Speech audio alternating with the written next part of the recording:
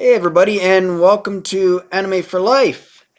Today I'm going to be doing something that I really have been procrastinating on uh, about a year actually from checking on it, and that is my Komi's of Manga series. I think number 4 was the last time I stopped. And to kind of make up for that, I'm not actually going to be doing just one of the mangas that I normally do, but instead 4 of them. And to start off, it's actually going to be one I've already talked about, and that is Beauty and the Beast Girl. But this time I'm going to go a little bit more in depth than I did the last time. And the last time I talked about this one, I don't think it was actually part of the Komi's a Manga series that I'm doing. I think it was actually just for a Valentine's recommendation.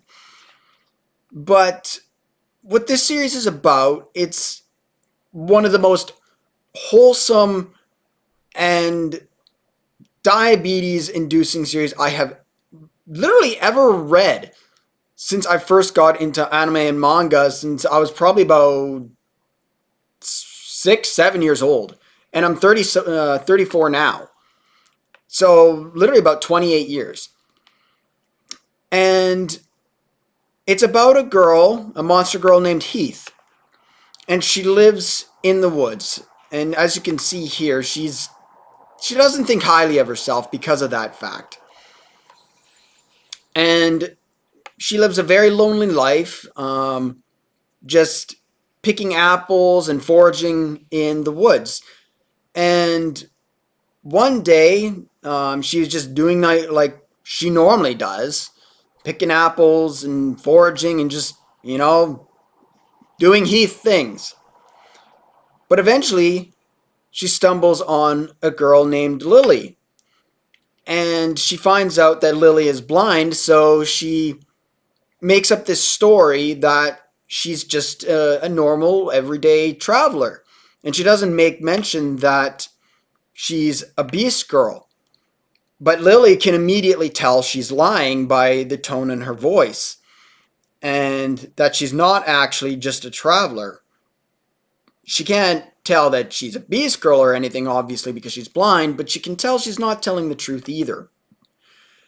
But she humors Heath, and she just rolls along with it, and she's like, okay, I want to hear about your travels. I'd love to hear that because, I'm blind. I can't see the world. And so Heath makes up all these stories to try and, cover for her, and they become very close. And at first it's just friends, but eventually it starts developing further and further and further. And as she goes on, it goes into her backstory. And originally she did try and help people, and she saves a girl. And if I remember correctly, it actually was Lily when she was a child. Um, and she could see back then. But when she saved her, and again, don't quote me because it has been a little bit of since I've read the series, but I'm pretty sure it was Lily. But anyway, when she saved this girl, she expected to be thanked for saving this little girl and making sure she didn't get hurt, because I believe she got attacked and Lily drove what was attacking her off, and she brought her back to town. But instead of being thanked, she was scorned, and people threw rocks at her and beat her up, and just told her to leave, like the monster she was. And so, angered and heartbroken, she destroyed the town in a fit of rage. And she, like a dragon, she can actually control fire. But Lily didn't care. She just liked Heath for who she was, how Heath was kind-hearted. And in the end, a love blossomed between them.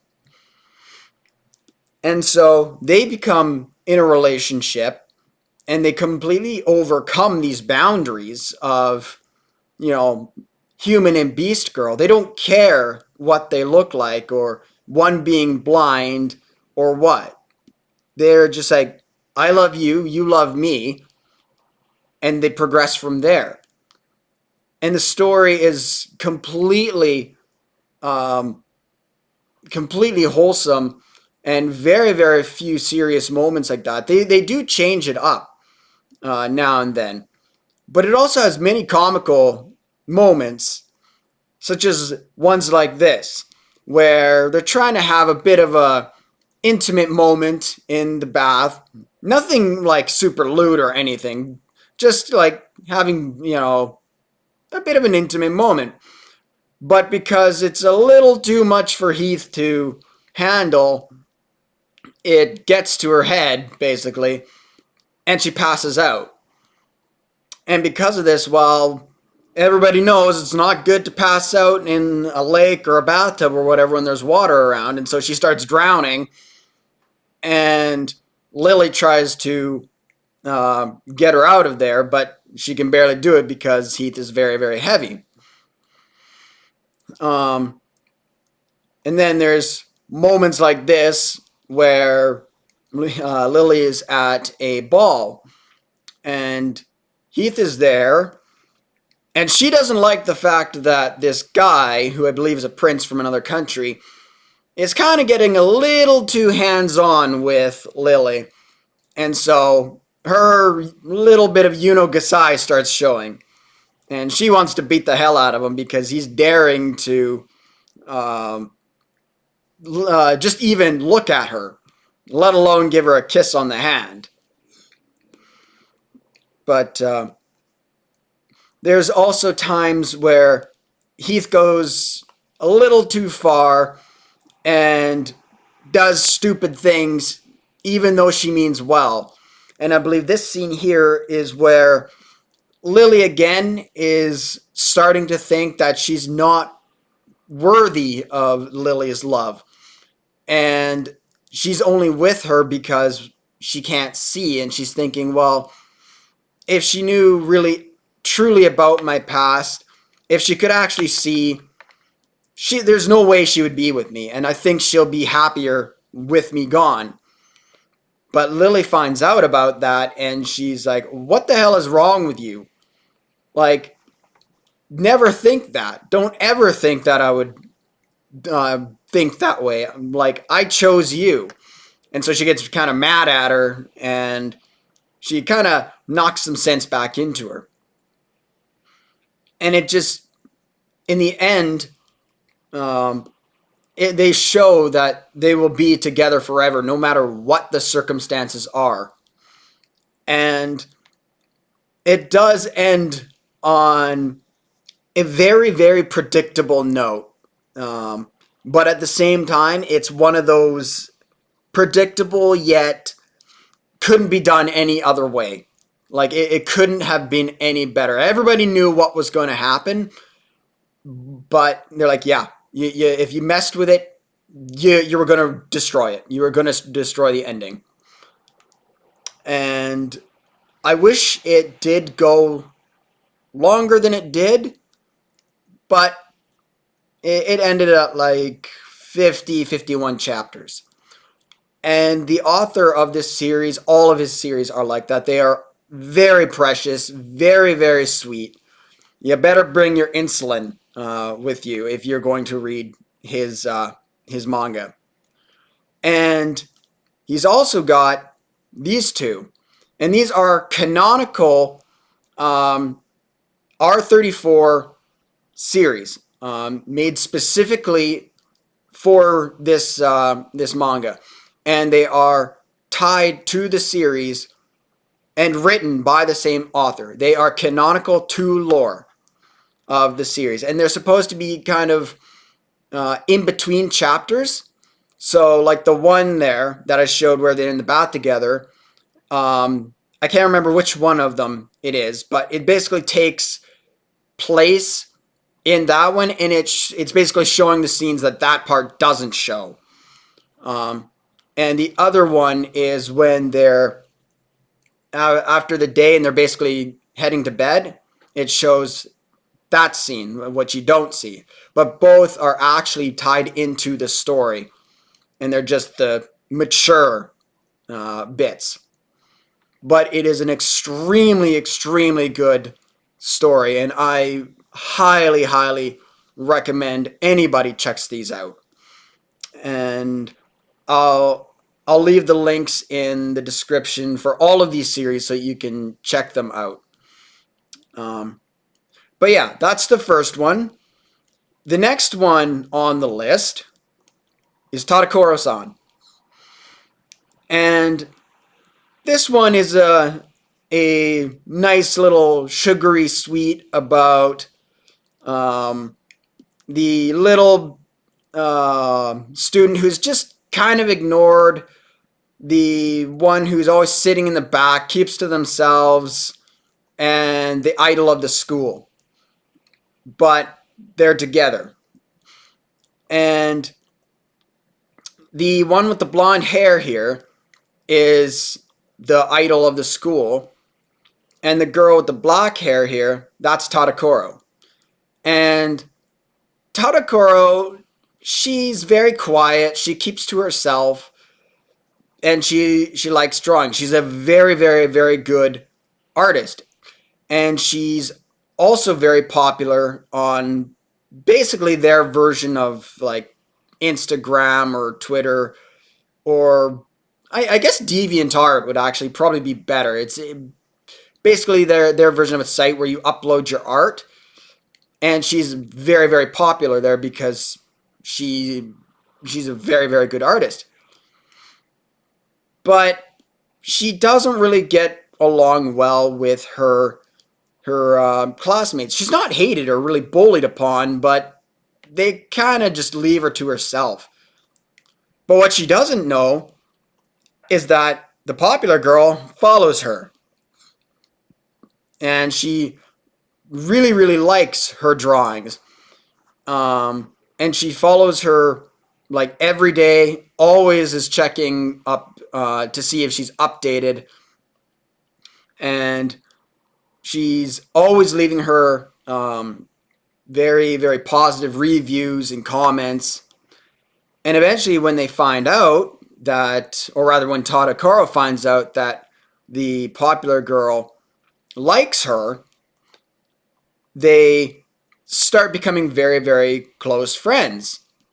And she wants her to start making more. And as she says here, she's very, very cute. Like, she really likes Tadakoro's kind of personality, and the fact that she's very, very happy when people actually compliment her work and actually go out of their way to be friendly. And actually, there's actually the one part in one of the chapters where there was actually a couple people making fun of her and bullying her behind her back. And Nikaido, I believe is what her name was, actually told them off. And they were really surprised because they did like her because of her idol status. And they were asking her to, like, you know, go to the arcade or something. But because they were making fun of Tadakoro, she basically told them to fuck off because she hates people who bully others. But eventually their relationship blossoms from just, you know, idol and fan to actual full-blown relationship. And you find out that the idol girl, Nikaido here, yeah, it's Nikaido there. I always forget her name. She's quite the pervert. She's not as prim, proper, straight A student as she makes herself appear to be. She's like straight head over heels for Tadakoro, and let's just say she uses her for motivation a lot of the time when she's at home. And Tadakoro knows this, and so she often, as you see here, she teases her a lot. But Tadako herself isn't exactly so innocent, and she'll often use Nikaido here for her own inspirations. And in fact, she uses Nikaido as the model for one of her own drawings. And it's quite crazy for how protective Nikaido is for Tadakoro in some panels, because as you see, somebody hit a baseball. They were just practicing, but they hit it out of the park, and the baseball was going to hit Tadakoro, and she caught it with a single hand. And I've caught similar things barehanded, and oh my god, does it hurt! So I can only imagine what Nikaido was feeling right that, but she didn't care because it was going to hit her, so it was worth it. And then when she was going to be hit in the road by a car, she just completely disregards her own safety to save her. And after that, I believe, is when she started her new series to use her as the model, as the main character, which then actually got her popularity to win a competition, I believe. And it was starting to get at this point that all of the fans were really, really wanting them to, go further, so to speak, with their relationship. And eventually, by, I think it was like chapter, 118, 120, something like that, they finally do. They finally take that step. And the whole fandom was like just up in arms over that. They were like to the moon happy. And I can't show you any more than this. Just put it that way. This is as close to the rail as I can show you, because if I show you any more than this, I'm going to get banned from YouTube. But yeah, this series is so wholesome, and he's another one that all his works are very, very sweet on the relationships. And whenever I see this episode update, or manga I should say, update, I immediately take priority over it, over any other ones that may have updated that I like, and I just read it right away. But yeah, that's Tadakoro. The next one is Liberta, which, as you can probably tell by the character drawings, is done by the same artist who does Tadakoro-san. This one I can't show you any more than this. This one is much, much darker than Tadakoro-san is, surprisingly. The relationships are just as sweet and just as wholesome as Tadakoro-san, but the setting of the story is much, much darker. Think of it as, if, Tadakoro-san, very, very sweet relationship and character development, basically met Resident Evil. They're set in a society that is basically plagued with things like vampires and, kind of like the undead, things like that. It's a very, very dangerous universe to live in. But you have basically the sweepers or cleaners of society that basically try and manage that. Their very job is to hunt these kind of creatures and take them out to make the city as safe as possible. And Liberta is one of them. And then you have this girl, Kumari, who basically takes the role of Tadakoro. And Liberta takes place of the other girl, who I've already forgotten. It's just a really, really weird name that Nikaido, that's who it is. I don't know why I can't remember that. But anyway, Liberta basically takes her form. And Kumari, they eventually find each other because Kumari gets into a lot of trouble with one of these, vampires and it was going to kill her, but Liberta was also tracking this vampire down and managed to save her just in time. To which then she gets involved in this, and Liberta basically becomes a bodyguard of Kamari. And as things go further, they too get into a relationship, and Kamari actually eventually gets the same kind of abilities as Liberta does, only slightly different. She eventually gets the ability to fly and has kind of like this. If you've ever seen the Alien series, she basically gets the same kind of bladed tail that can regenerate that the aliens do. Um, but yeah, that's about as much as I can describe of this one, because if I were to go further, I would have to show more. And if I show any more than this, again, I would immediately get banned. So I really can't do much more than that, unfortunately. So I'll have to go on to the next one, which is Cat Maid and Mistress. Now, this is another one I again can't show much of, because this one is a straight up Yuri, straight up not afraid to show, nudity and things like that. It doesn't go hardcore or anything. It's very, very soft core, but it still will show it. And it usually shows it every chapter. So that's why I can really only show this. But it's basically about a maid and master relationship. And the maid, as you can obviously tell, is a cat girl. And she works for this landlord, and both of them very much love each other and are in a relationship. And each chapter basically is a different day. And she basically tries to do anything she can to help her master's day-to-day life a little bit easier, as a maid does.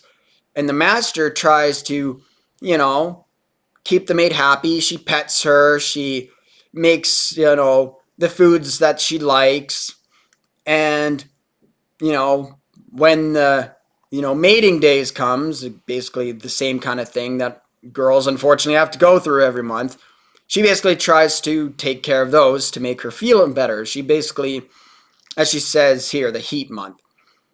In which case, and when that kind of day comes, she basically becomes super, super, super affectionate, basically a little more aggressive, let's say. And she can't really focus on her duties as a maid anymore. So what the landlord does is she basically says, okay, you don't have to worry about your duties today. Like, we're just going to be, very, very, close. Just going to pet you, hug you, do that sort of stuff. Just have a day off, basically. Because she finds it very, very hard to focus on her duties when that kind of time comes.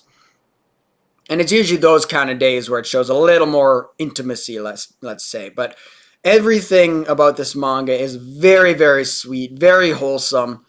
From what I've read of, the 10 chapters or something, it doesn't unfortunately update very much, sadly. But everything I've seen so far is sickeningly sweet. Another insulin-dependent series. If you don't bring your insulin, you better make a doctor's appointment to get it, because you're going to go, way too high on the sugar. There's, absolutely nothing serious or dark about this series. Really, the darkest series on this list so far is Libertad. But all of these I would highly, highly suggest you check out. And as you can see on this, the art is absolutely amazing. One of the best that I've come across of any of my manga. There are some that are a little better, but yeah, I would check this one out if you're just looking for something cute and wholesome.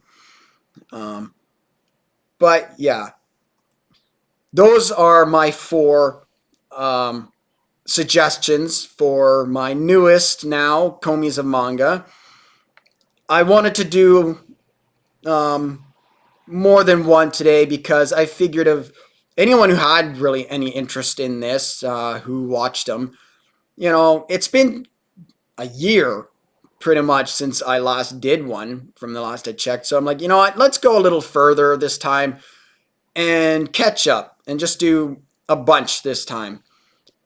And so I picked out four that some have ended and some are still ongoing, and picked the best that I've liked and I think deserve a lot more love. So those are the four that I decided to pick this time. And if people truly like this, truly like these series, I can do more. Like I'd love to do more. Like for example, they've made an anime of some of them, like Vermeil and Gold, Night Walkers. I was going to say Spy X Family, but actually that one was introduced to me. But anyway, yeah, Vermeil and Gold and Night Walkers. I had no idea about them until I read the manga, and I loved them. And so when they were made into an anime, I was stoked. So hopefully someday they may figure out these ones and make an anime. I would watch those in a heartbeat. But I will. I'll leave the links to all of these, and so if you want to check them out, like I said, they've got the canonical R34s of Beauty and the Beast Girl. I will leave the links to that too if you want to check them out. And if you like these, I can definitely make more. Uh, if you can, like, I guess the way my channel is, 10 likes or something, I will definitely make more. Or if you have a suggestion, I can make an in-depth review. If I haven't read it, I can at least give a brief peekaboo at it and make a review of what I read on it. But yeah, I guess I'll leave it there. And leave a like, comment, subscribe, maybe a suggestion of what you might want to see next. And yeah, keep enjoying anime and anime for life.